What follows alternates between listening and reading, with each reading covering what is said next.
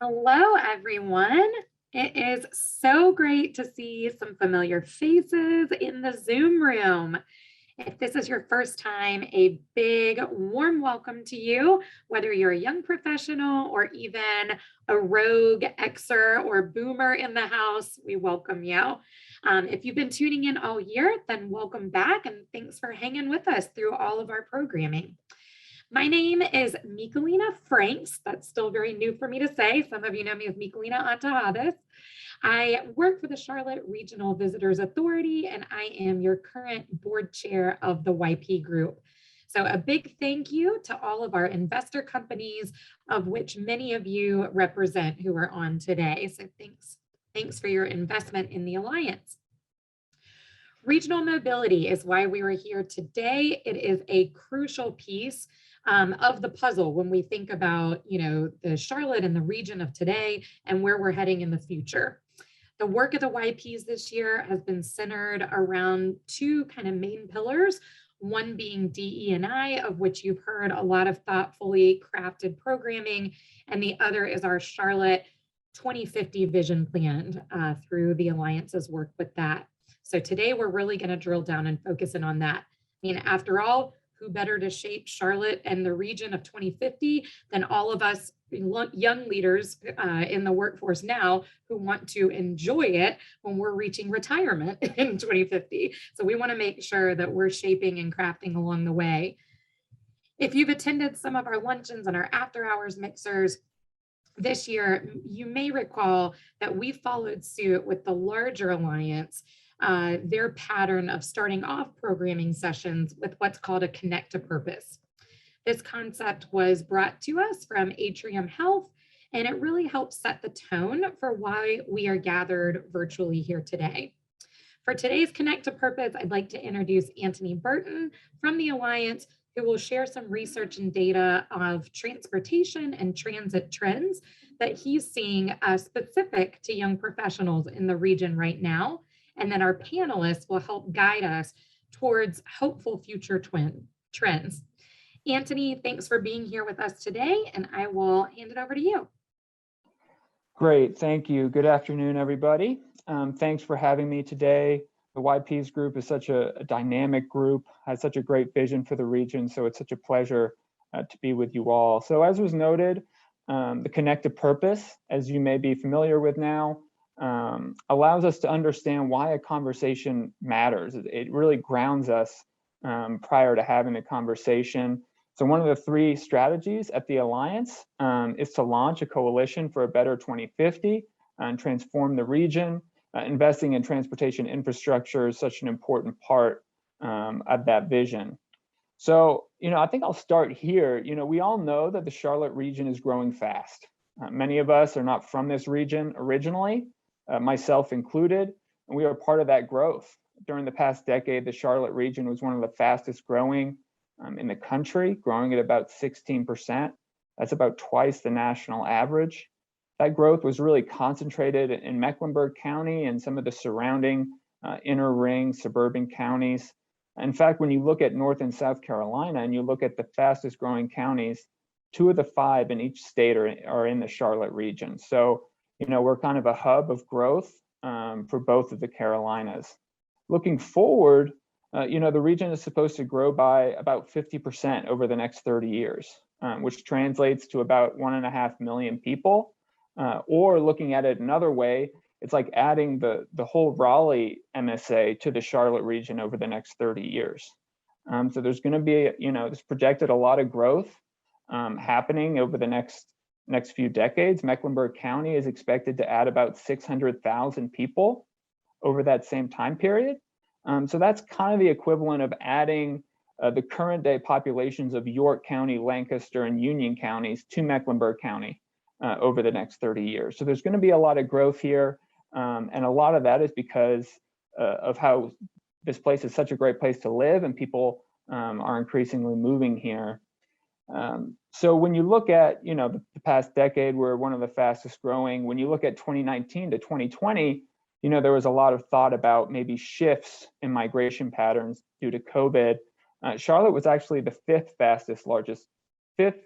fastest metro during the past year as well. So I think we see a lot of data saying that the Charlotte region is continued to grow moving forward. You know, obviously one common issue when you think about fast population growth is how are you going to move all these people, all these goods. You know, it's not only the cars that are on the road, but they're all the additional Amazon trucks or manufacturers shipping things across the region, more construction trucks as we build new housing and office space. So look, as we continue to grow and build, it's important that we have the necessary infrastructure to be able to handle that. So, you know, for us to maintain our competitiveness as a region for new businesses who are considering coming here, for us to maintain our quality of life, for us to continue to attract people at such high numbers, it's really important that we continue to invest in transportation infrastructure. I'm so glad that we're able to hear from Michelle and Jason about Connect Beyond. So without further ado, I'll pass it over for speaker introductions. Hello everyone. How are you doing? My name is Perrine DeShields. I am a member of our YP programs board. I'm so excited to be here with you and to talk more about transportation. So what we're actually going to do, and something that we love to do here as YPs, is always do a poll. Okay, we want to see and hear from you and get a really good kind of, you know, feel for what you all have to bring to this conversation. So as you see, it popped up right in front of you. It says, which of these components are most important to you when you ride public transit? So is it safety? Is it distance? Is it location? We want to hear from you. So go ahead, take that poll and let us know what your preference is, okay? Another fun kind of question we want to ask, and I just dropped it in the chat, we want to hear from you in the chat throughout this whole conversation. So we want to ask you, let us know, sound off. What is your favorite public transit city? Okay, so a little fact about me, I've lived in Atlanta. Shout out to MARTA. I don't know, is it really a shout out to MARTA for all my people who have actually rode or taken MARTA? I don't know if we want to give it a shout out, but you know, it comes in handy. I also lived in New York. And so I remember the app Hobnob.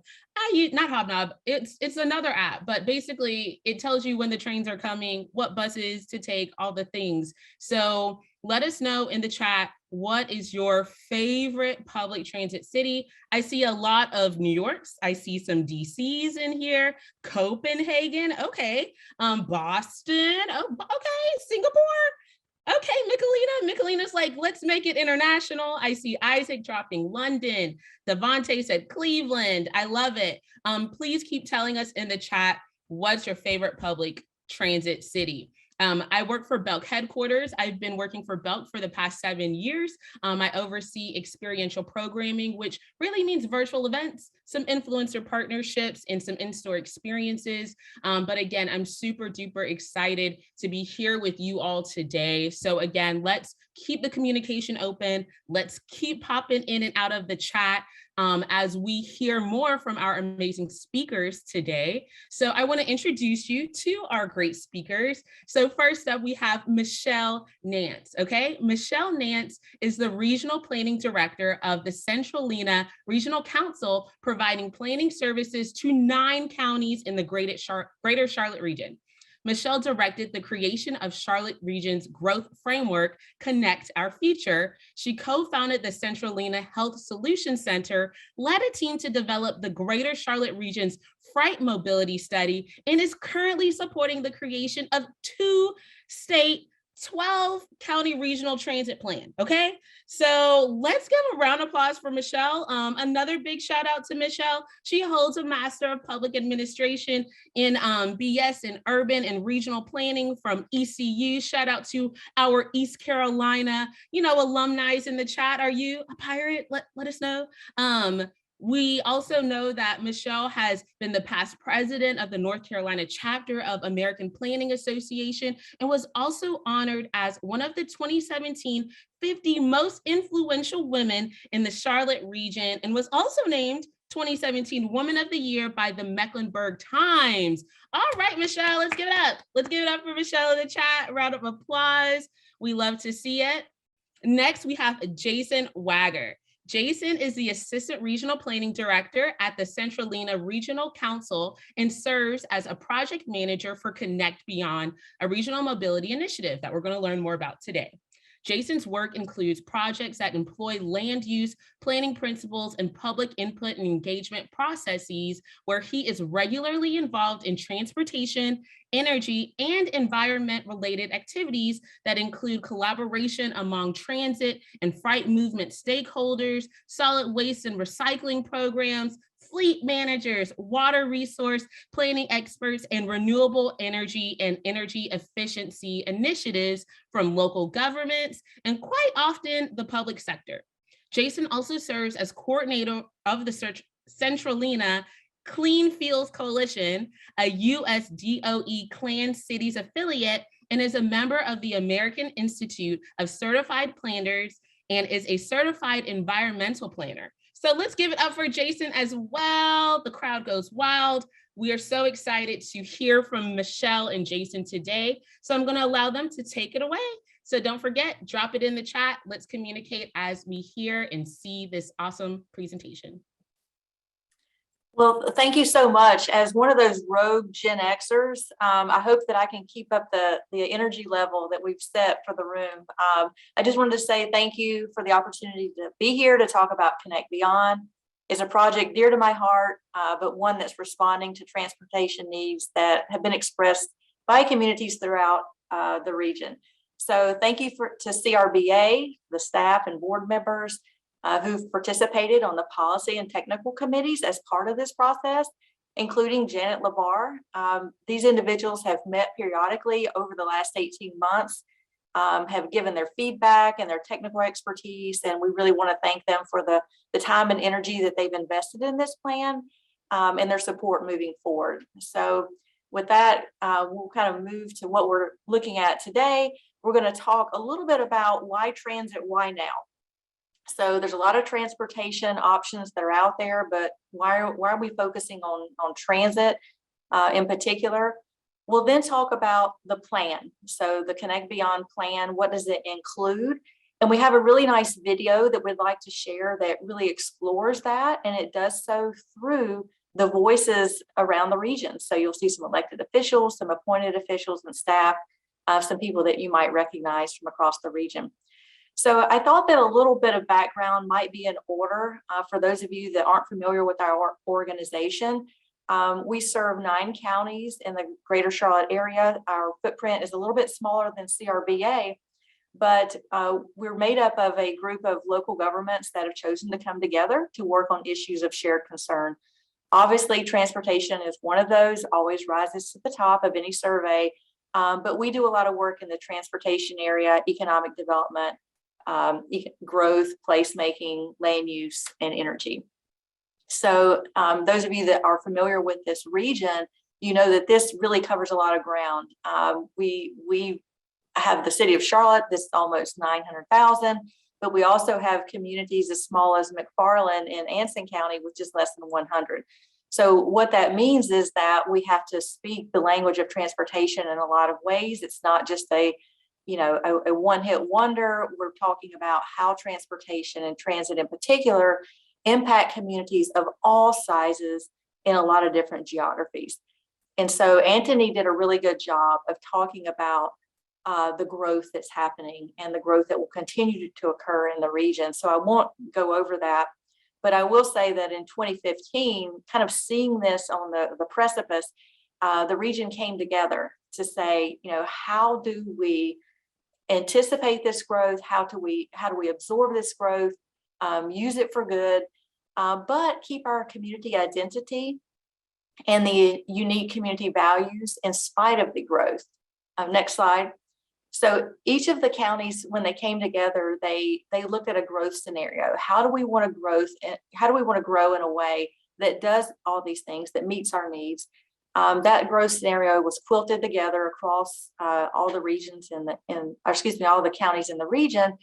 And one of the things that really came to light is we really need a transportation system that provides options, not just single occupancy vehicles, but also provides public transportation options to get from place to place. And it was pointed out that, we have a really good system with the CAT system, and there are smaller systems in other counties, but they don't necessarily coordinate together. And we needed a regional vision for how all of that was going to work together. So those of you that are new to the region may or may not know that 50% of our residents live in one county and work in another. And while Charlotte is the economic hub, folks are moving all around. So we heard from employers of all sizes about the need to move the labor force from one county to another, and to access that labor for their businesses. And so having options on how to get around really preserves not only our ability to move the people, but also preserves some capacity in the road network for the trucking industry. We are an advanced manufacturing logistics hub, and therefore, anything that we can do to provide options so that we can keep those trucks on the road and moving around is good. So you also may recall a few years ago, Amazon was looking for a second home, a second headquarters. And one of the things that they really asked about was, where is your regional transit plan? And by the way, what is your congestion score? Again, pressing the point that we needed to be thinking regionally about more than cars and about how all of these transit networks work together. So one of the things that, again, another piece is, you'll see here the top 3 competitive weaknesses that were identified by the economic sector. Transportation was one of those that really came to light. We know that transportation is a barrier, not only to getting to your job, but also to receiving an education, to getting that first interview, to keeping the job. We really started to spark a discussion about what we could do here in the region related to transportation, and really how that impacts economic mobility. So you probably all heard about the Harvard Cal Berkeley study that looked at the top 50 metros. And unfortunately, Charlotte came out dead last. Next slide. And what it really meant was, if you're born poor here, you're going to likely stay poor here. That did not sit well. And so we've continued this conversation on how we address that issue. Transportation, obviously an important piece of that. It's a core element in access to, like I said, the jobs, education, of course, housing, and medical facilities. So we know that transportation is something that we needed to look at. As part of the next slide, as part of the 2020 census, it's already been confirmed. We're growing. We're continuing to grow. Those of you that have worked in transportation at all, you know that transportation is slow, and I don't mean speed limits. I mean the aspect of getting infrastructure on the ground and making change through transportation is a long process. So I really like this picture of the opening of the World War I Memorial Bridge across the Catawba River in the 1920s, to really illustrate the importance of the transportation choices that we make today and the long-term impacts of those infrastructure investments.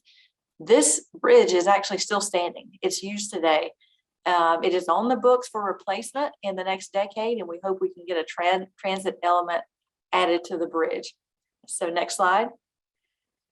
For all these reasons and more, a lot of folks came together from across the region to say, hey, we do need, for our economics, for our people, we need a regional transit plan. And go ahead, next slide, Jason. And this just shows kind of all of the groups that were part of that, planning organizations from North Carolina and South Carolina that work in the transportation realm, but also realize the need to work together for a core vision. All right, next slide. So mayors, business leaders, technical staff from across the region started thinking about, what do we really need to build a mobility system and meet the needs of people across the region. In Mecklenburg County, we actually heard a lot about the needs for additional bus frequencies. In Gaston and Cabarrus counties, we heard about the needs to connect people to medical facilities and to UNC Charlotte in particular, to some of the employment centers that were in Mecklenburg. And then in places like Union and Iredale, we heard about the needs for seniors and persons with disabilities. And all across the region, we heard about the needs just to all those cross connections that happen every day.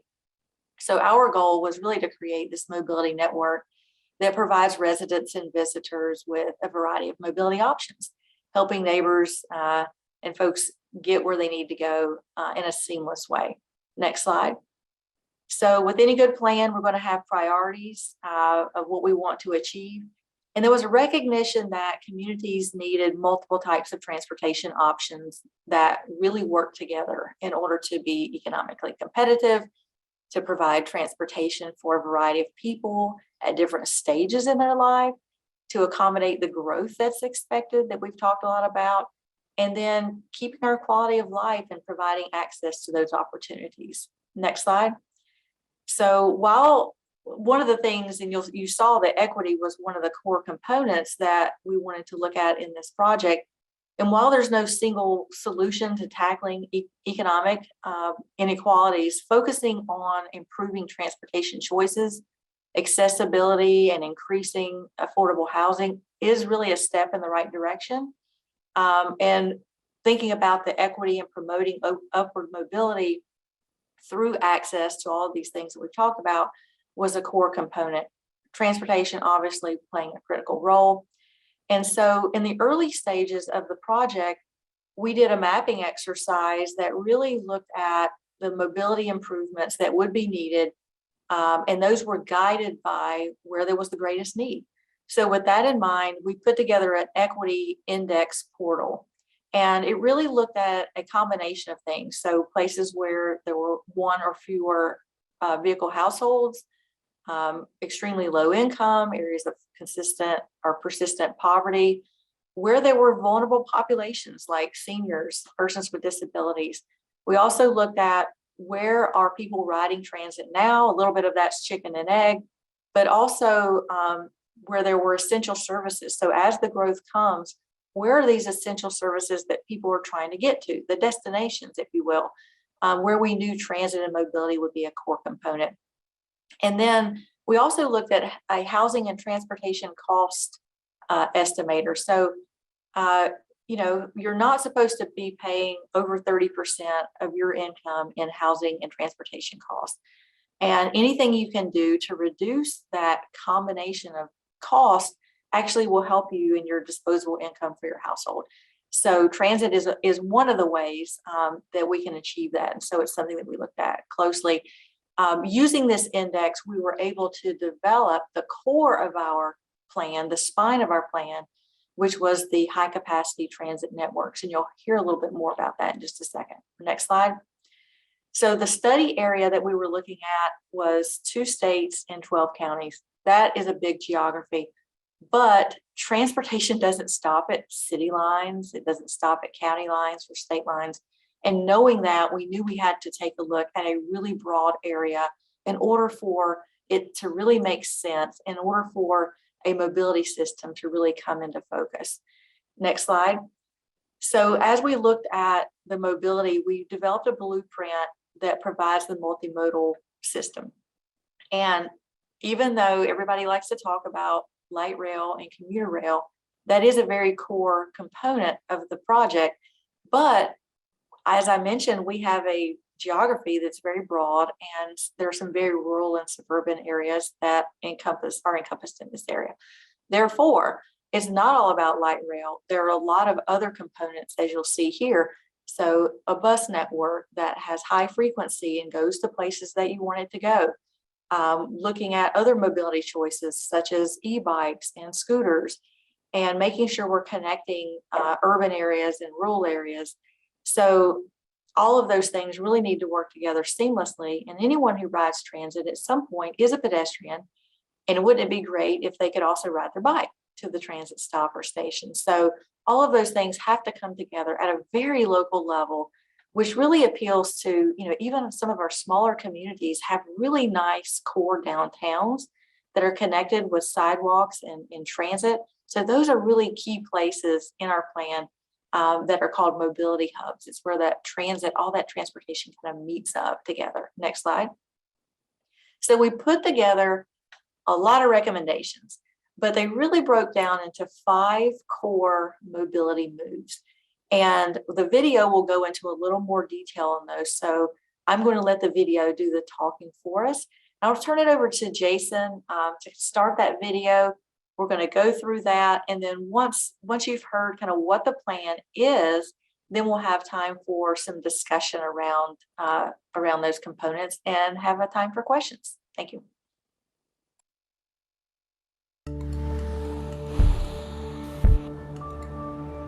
By the year 2045, our 12 county region's population is projected to increase by about 1.4 million people. That's an increase of over 50%. With our region's primary highways and roads already nearing medium to maximum capacity, this rapid growth calls for an alternative means of travel aside from personal vehicles. But currently, mobility options are limited, and many of them are not regionally coordinated. Connect Beyond is a bold regional mobility plan to address these needs by enhancing connectivity across municipal, county, and state lines throughout our 12-county region. The importance of partnerships in achieving our regional vision is that it allows us to understand the nuances throughout the region. We have small communities with so much vibrancy. Clearly, we have Charlotte as the economic center. And connecting all of those is what really will make us be a strong region and competitive in this global economy. And it's important that we understand those differences as we collaborate toward this common vision. With the end goal of developing a total mobility network, we've developed 5 mobility moves, which are essentially the building blocks that should be used to achieve this goal. They are: create mobility-friendly places, expand mobility choices, strengthen rural to urban connections, build a better bus network, and lastly, invest in strategic mobility corridors. Mobile-friendly places are really vibrant places with lots of mobility options available to our residents and visitors. Pleasant and convenient places to walk, bike, or take public transportation, like wide sidewalks, bike lanes, and crosswalks that make it easy to access public transportation. Mobility for me is very important because I use my wheelchair. In my neighborhood, it's very difficult for me to come across the sidewalks because the cars, they just park right through the sidewalks. And I have to go in the street, which is very dangerous for me. We've developed strategies to support vibrant, pedestrian-friendly communities that have convenient access to public transit services. Example recommendations include: adopt transit supportive development policies that are unique to each community, involve transit in land use development processes, and concentrate growth along high-capacity transit corridors.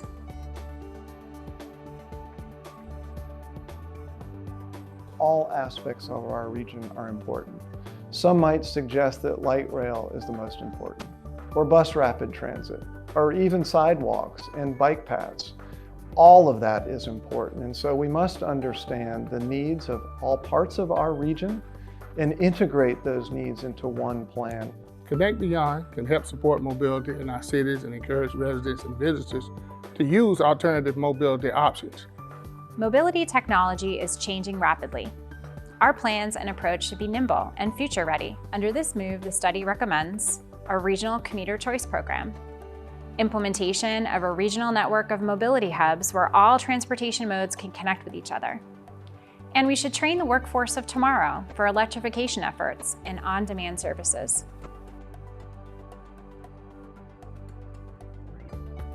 Using public transportation regionally in our area is a big challenge at the moment, as it is in many parts of the U.S.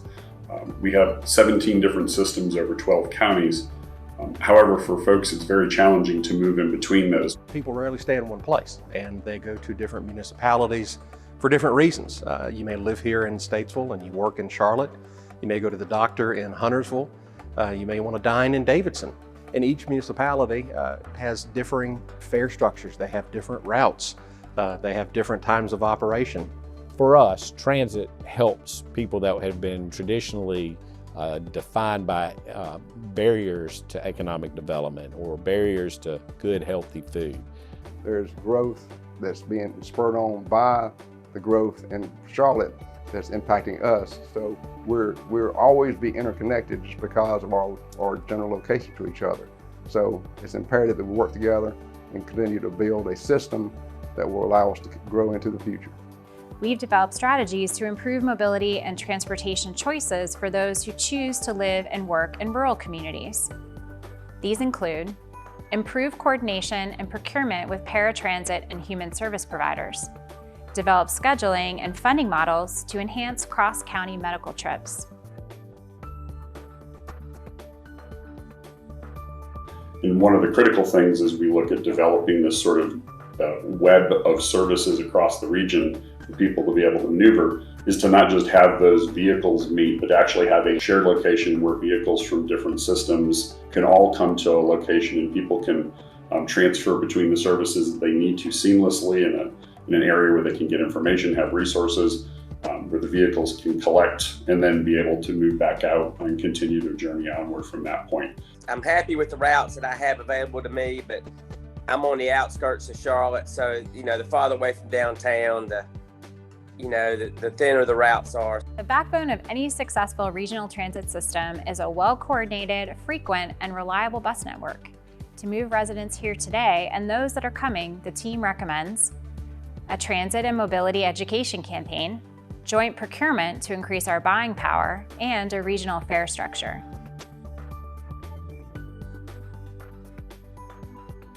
High-capacity transit refers to transit modes that have more capacity than traditional bus, such as light rail, bus rapid transit, express bus, and commuter rail. Connect Beyond has identified high-capacity transit corridors that are either extensions of current high-capacity transit corridors in the region or newly identified corridors.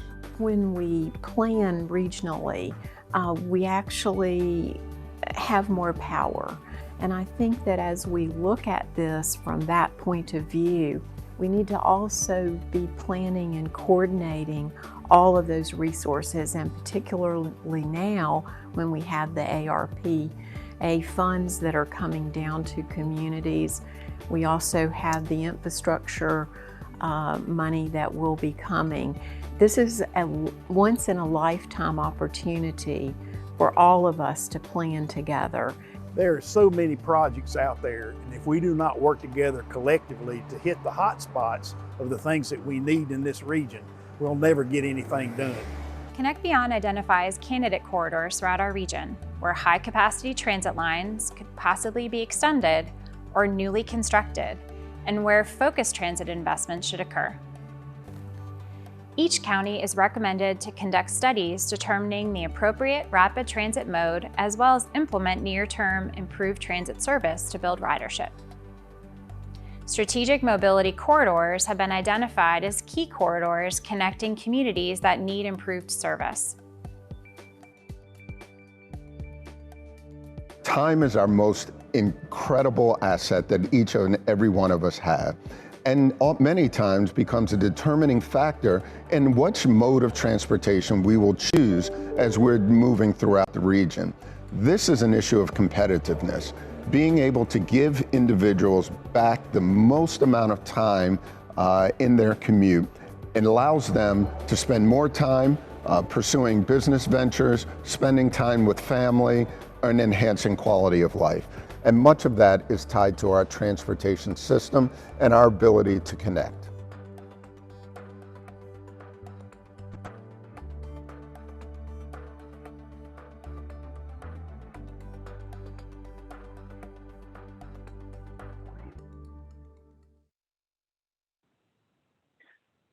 All right. Well, thanks for indulging us and taking a look at that video. We are so excited about what it's been able to provide in terms of hearing, as Michelle mentioned, from the voices around the region. And by the way, it saved our group like over a dozen slides. So we got through a whole bunch of good information that everyone will appreciate. I did want to hit on one last, what I almost am thinking of as a sixth move, and that is the big stuff, right? The money and the governance. And how do we keep our maintain our momentum? So I'll just briefly hit on this. We boiled this down to these 5 mobility moves, but this really, as you can take a look in the link that was shared earlier in the chat at the plan website, over 130 recommendations, very detailed. We're very proud of those. After 18 months of incredibly hard work during a pandemic, you talk about pivoting, everyone was so flexible and able to make a lot happen in that amount of time. And now as we look at moving into the future, and has been emphasized today, although any one of us might live in one county, we live in a region. We're traveling to Concord Mills, Crowder's Mountain, Lake Norman State Park, you name it, we're moving around, jobs, play, all of it, family. And so whether a referendum comes up in Mecklenburg or another county, we want to emphasize, and I think this audience in particular, as it was noted earlier, as young professionals who will be here 20, 30, 40, 50 years from now, be present, be at the table, coordinate with peers, be accounted for. And really quickly, partnering is what we'd love to see. I think if you start with governance, that's a turnoff. It's really about partnerships. Get to know everyone first, build the relationships. And we know this process in the last several years of work really have created that underpinning of relationships that are so important. Now let's expand on those. Let's grow from those and support these items here that you see. So what are your priorities? Make them known. They are not going to be the same everywhere, and that's okay, but let's be clear. And support that unified and generalized transit education. One thing we hear over and over is, well, 1,000 or 2,000, folks that do this every day are in the transportation realm and this is their thing, might really get it. There's a lot of other folks here in the region that always can gain from some more education and information. So make sure that continues. And then be looking at this two-pronged approach. What are those near-term obvious opportunities? Maybe funding's already in place, relationships are already there. And then look at what is the longer-term opportunity and possibility. And let's get working on that now, because we know it doesn't happen overnight.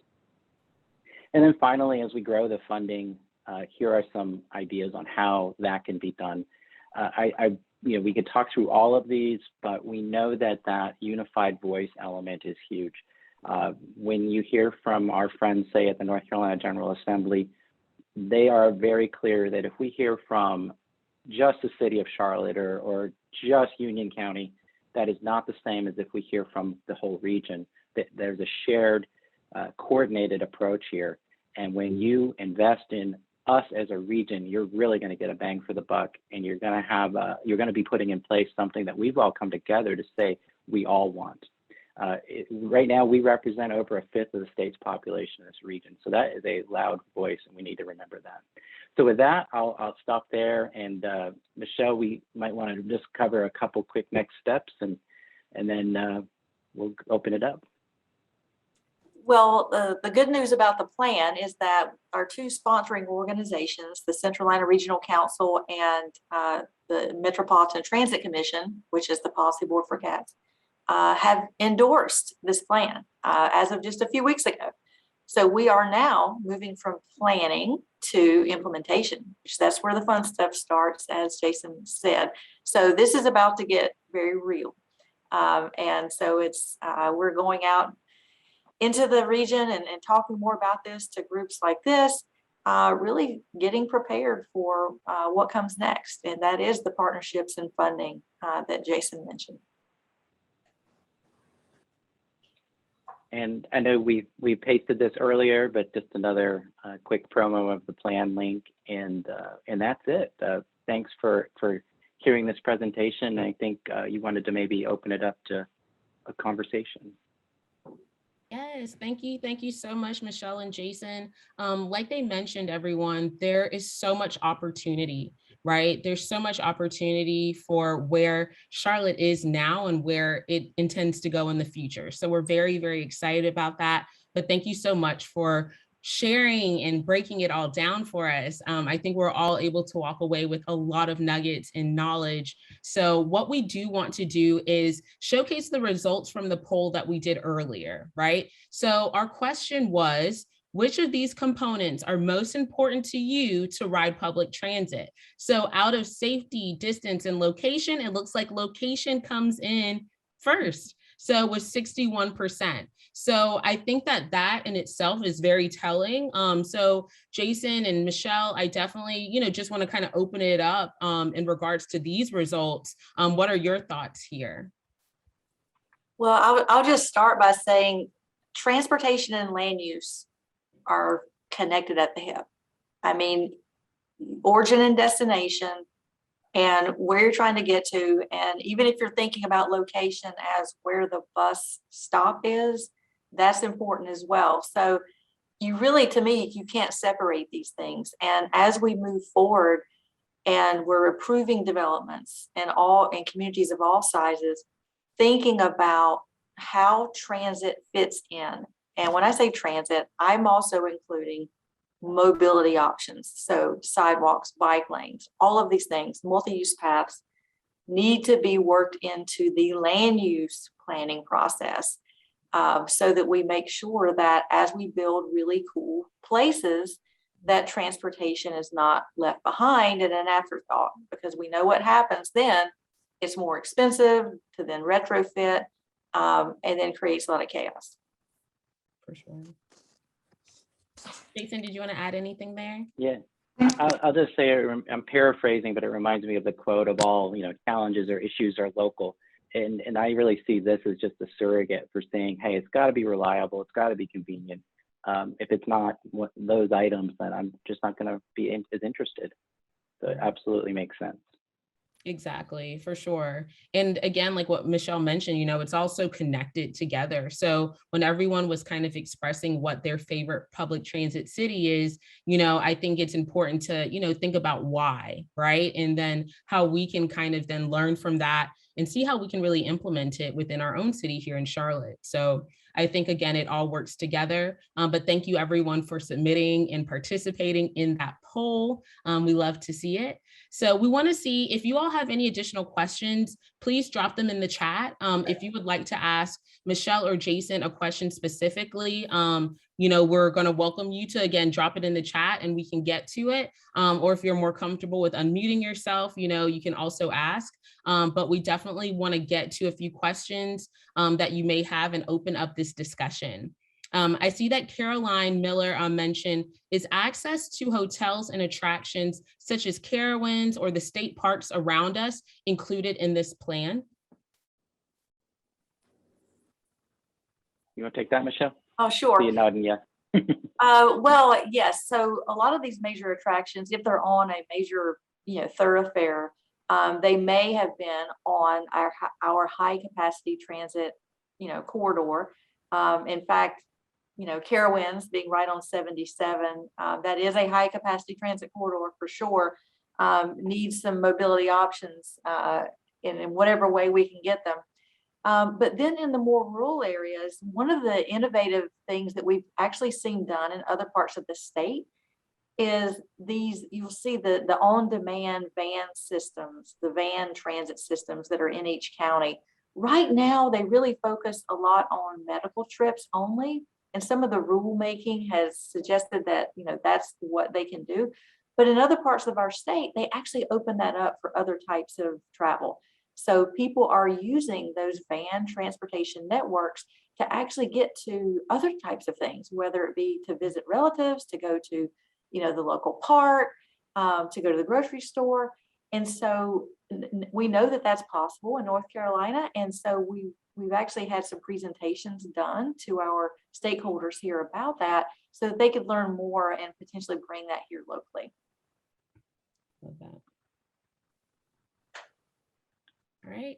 I see that Ricardo also had a question. Jason, are you good? I want to make sure before we hop to the next, did you have anything? Yeah, I'm excited to get to this next question. This is a good one. Awesome. All right. So Ricardo Lawson said, are there any clean energy priorities included in the regional plan? Oh, that's you, Jason. No, you heard at the opening that I'm also the coordinator for the Centralina Clean Fuels Coalition. So this is near and dear to me, but I would say yes in a lot of different ways. So of course it's looking, buses and the vehicles, what are they using? We not only called out the electric future, but we even just in some of our recommendations pointed out propulsion technologies. that those are going to continue to change, things that we can't even imagine right now. So just being open to adopting and exploring those. So that's one, the vehicles. Then how do you fuel these things? Whatever these things might be. They could be the biggest of buses, but they could be vans, they could be scooters. And that's where the, Michelle mentioned earlier, mobility hubs and other infrastructure investments are going to be so critical. Of course, the Infrastructure Act that just passed last week is really going to make this an interesting discussion that might be moving things ahead much more quickly than we ever thought just a couple of months ago. And then finally, I would say the cleanest energy is the energy never used. So we actually called for one of the first things out of the gate is a more robust and all-encompassing transportation demand management plan, which is, a snoozer of a name. What it's really saying is let's look at how we don't have to use as many vehicles, or how do we collaborate in a more meaningful way. It even incorporates ideas such as what we're doing here, working remote, using technology in better ways. So yes, I would say across the gamut, clean energy priorities are included in the plan. Awesome. Thank you so much, Jason. And thanks for your question, Ricardo. Toya Bailey, we saw that you had your hand up. Would you like to ask our next question? I would. Thank you so much. My question is basically around the fact that I've lived in Charlotte over 11 years. I've never, I'm sad to say it, ridden a bus or any kind of transit system, and I'm just get in my car and go. So how are we going to encourage people to change their mindset about using these things? Because I can see it being definitely a benefit for the city as a whole, but people like me change my mind. How are we going to get them to, be more apt to use these things in the future? It's a good question. Well, transit has to be people-centered, right? I mean, behavior will not change unless something is easy to do. There has to be a reason for it. I'm either going to save money because I can now get by with, one car instead of a 2-car household, or it's right down the street and I can get my walk-in the morning. I can do work because I've got great Wi-Fi on the bus, and I get there on time and I don't have to wait long. So all of those things have to be in place before it makes a compelling case for someone to change their behavior. But that starts with increasing the frequencies and creating a better system locally. So, hopefully, you've got your eye on it for when it gets there and meets your needs, that you can grab onto it. But that's the goal, is getting us to that place where it's an easy choice. Yeah, and I'll just add, a simple thing, but right now most of us are ready to pull up our phones and we can see where that Uber is right around the corner. Can we do the same with our transit? And that's where this could head relatively easily with technology we have today.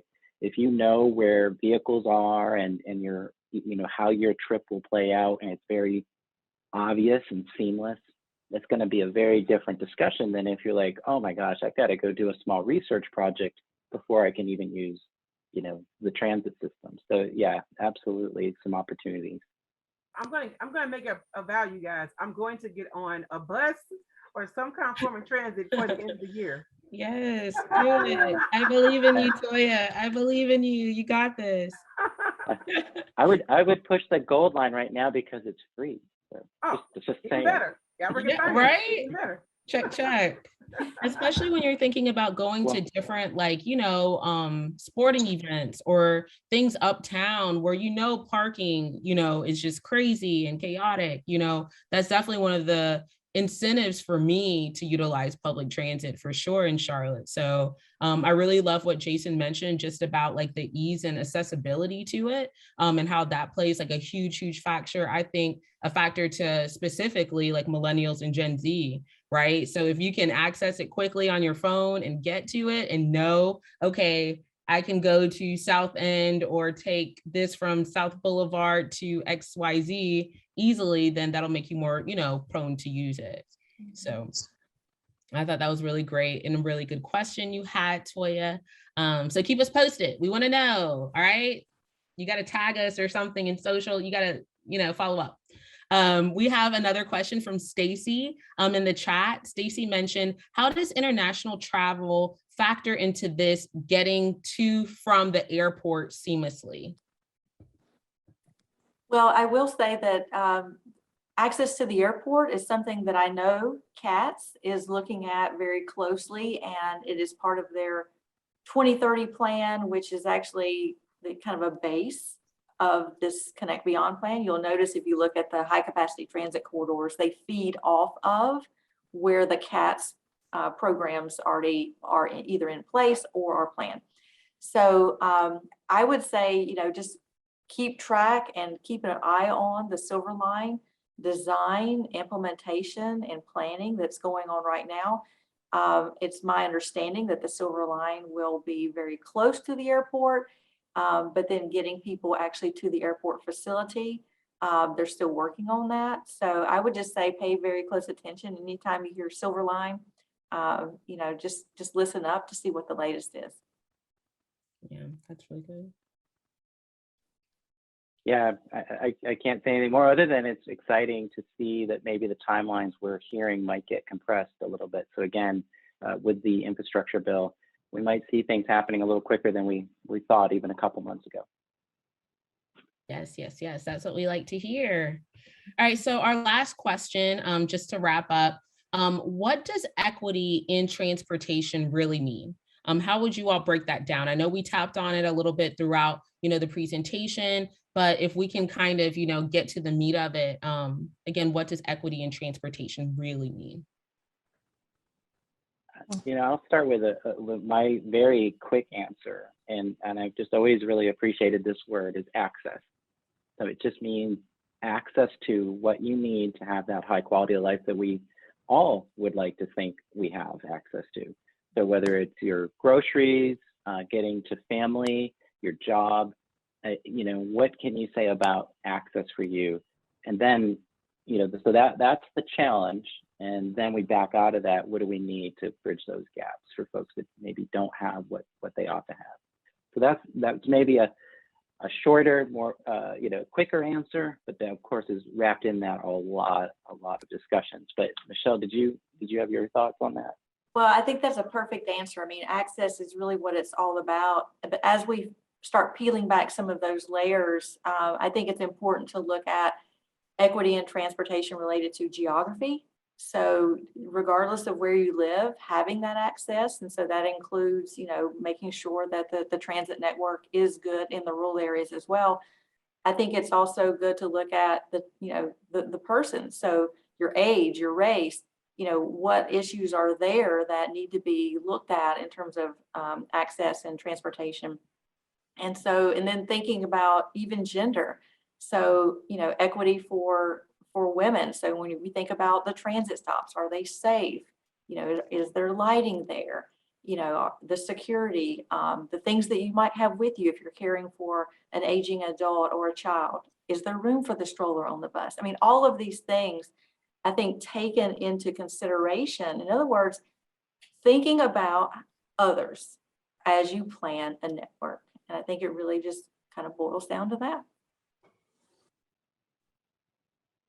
Yes, and yes. Sorry for my doorbell. Maybe it's an Amazon order. I don't know. But yes, Michelle and Jason, I think that was amazing. That was such a great way to wrap it up. And really you drove home like what equity is and the importance of it, and how we all play a part in it as well, and how we can really see how that impacts, this very, very important topic of transportation. But thank you so much. Again, want to give another round of applause to Michelle and Jason. Thank you so much.